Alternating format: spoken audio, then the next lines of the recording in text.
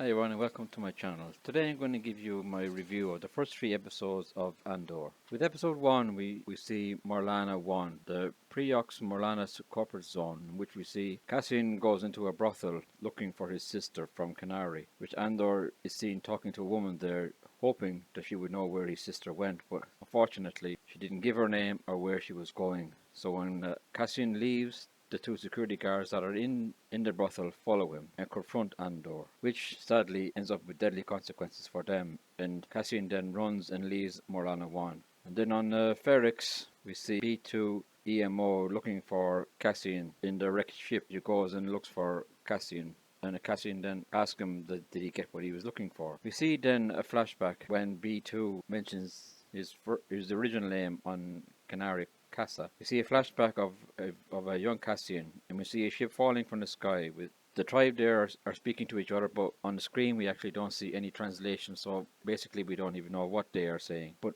throughout the 3 episodes of these flashbacks of Kenari, we see a young Andor, members of the tribe, going to the down ship. We see them approach the ship in one of the episodes, I think it's episode 2, outside.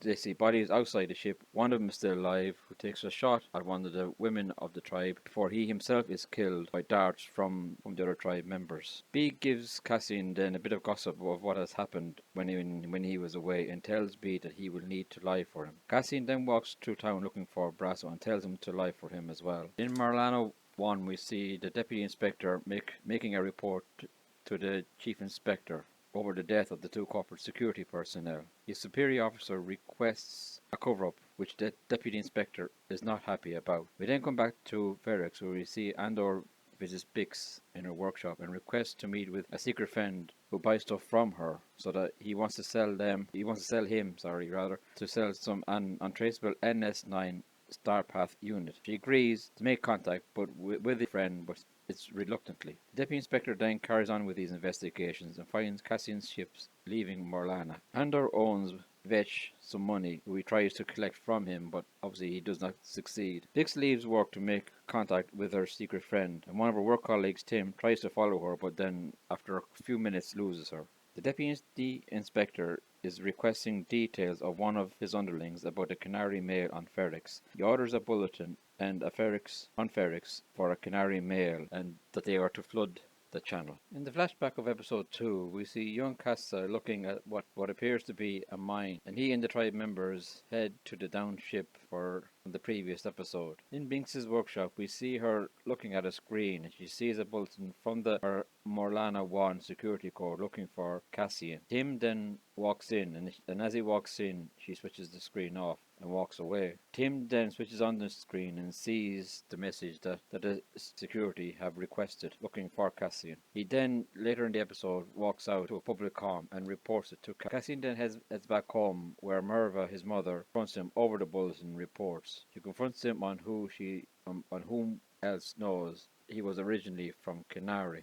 We next see Bix in the canteen, and she tells Cassian that a buyer is coming to see him in the morning. At the Morlana security, they check the reports from Tim on Ferrix, and they find an image of him. Sergeant Linus Musk arrives and sees the deputy inspector about setting up a team to go to Ferrix and capture Cassian. Cassian boards the damaged ship and retrieves the NS9 Starpath unit, ready for the next day in order to give to Luthen. We then see Stellan Skarsgård's character, Luthen Rahl, fly over Ferrix and has to land a few miles out from the town. He sees public transport in the distance that would take him to the town.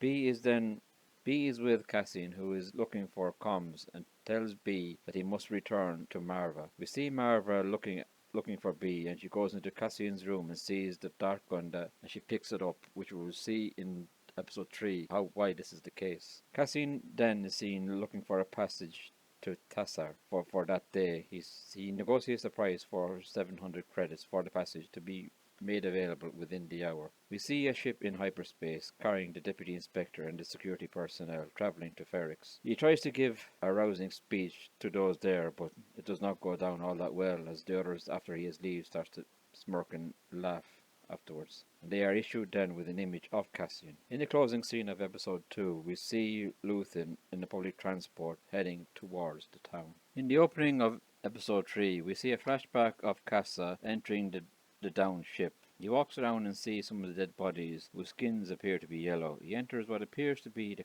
communications center on the ship, then begins to smash the consoles. Back in the present, we see Cassie meet up with Brasso. He informs Brasso that he is expecting some money and will be leaving today. He tells him that he will leave money for Marva and any money that he owes him. We see Luthen arrive at the town. He heads towards Bix. She informs him that the pre-Moore enforcements were looking for Cassian. Luthen doesn't seem to be that concerned, but says that they better be quick about it. He asks where Cassian is, and she tells him in the East Lot, Building 9. The ship carrying the enforcement team arrives over Ferrix from hyperspace and begin to descend on Ferrix and what appears to be troop transports. We then see a flashback of Marva on board the ship, the same ship as young Kassa, looking for console unit with her partner. She is also interested in 6 brand new fuel nodules. We hear a noise and we then see Cassian destroying the consoles. She then, a short while later in the episode, stuns Kassa. In present, we see the enforcement transport land on the outskirts of the town, and they split into teams, and they are observed by the townspeople, and Brasso also observes them. We see Cassian waiting for Luthen in Building 9. One of the enforcement teams visits Marva and begins to interrogate her, and crowds gather outside. The squad are about to speak to B2 when Cassian contacts B, and the enforcement team hears the communications. The team tracks his location with the comms. They tell the East team to approach. At Building 9, Luthen enters. As the enforcement team leaves Marva, the crowd confront them. One of the crowd runs away. Andor says he wants 40,000 credits for the NS9. Luthen asks if it was there, and Andor asks if also the money was there, and Luthen then shows him the credits. Bix confronts Tim on ratting out Cassian. Luthen wants to know how Cassian got the NS9 and was willing to offer another 1,000 credits to tell him. He tells him all you have to do is just walk like you belong. He says that the Imperials are so proud of themselves and they don't really care. Luthen seems to know more about Cassian than he realizes. He offers Andor a chance to go with him. The crowd sees the enforcement team and begin to bang on bits of metal. More people begin to gather after hearing the banging, and the shop owners close the shops and the enforcement officers walk down the street. An alarm goes off in Luthen's pocket and discovers that Andor has a comm and then destroys it. Biggs gets captured by one of the enforcement teams and is confronted by Tim, who then gets shot and killed by the enforcement team. Luthen has set explosives around the building and sets them off. A firefight begins, leaving Andor and Luthen with no other option but to flee without the box. Luthen and Andor are pursued. The Deputy Inspector team discovered there are 2 of them and heavily armed and also heading their way. They decide to split into teams to head them off. The Deputy Inspector goes into a building and looks outside, waiting on Andor and Luthen to appear. The teams are in position, but then all the clanging stops. Cassian sneaks behind the Deputy Inspector, placing a gun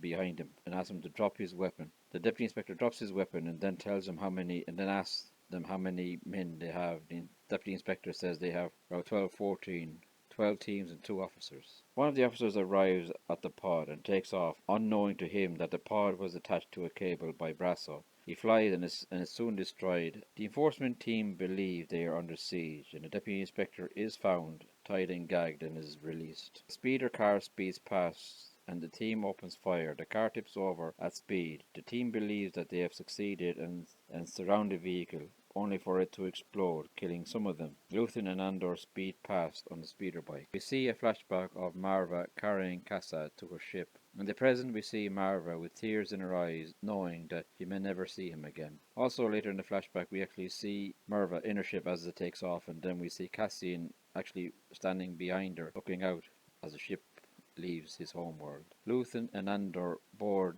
their ship and it takes off. The episode ends. Episodes 1 and 2 were a bit slow compared to episode 3, which was to be expected, and I think that is probably why Disney Plus released 3 episodes instead of the 2 like they were originally planning, because if the fans saw that the 2 episodes might be slow, someone might actually put some of them off the series. I kind of like the slow build up, and we are getting a better understanding of Cassian and the introductions then of new characters of the show. At the end, I believe we see a small part of those who will join the rebellion following what had happened by the enforcement officers on Ferrix. We see several new planets in these episodes of Morlana 1, Ferrix, and Kenari. We are introduced to a new droid called B2EMO. Hopefully we will see him again at some time in the future, and I wouldn't be surprised if he will end up being a new fan favourite. We hear of the planet Fest, which has appeared before in canon. It houses the Rebel HQ, and in Legends it also holds an Imperial base. In episode 1, Wobani is mentioned, which is the planet that was also mentioned in Rogue One, where Cassian eventually finds Jyn Erso in the prison camp there. Episode 3 is faster pacing, with plenty of action and intrigue. The volume apparently wasn't used in this series,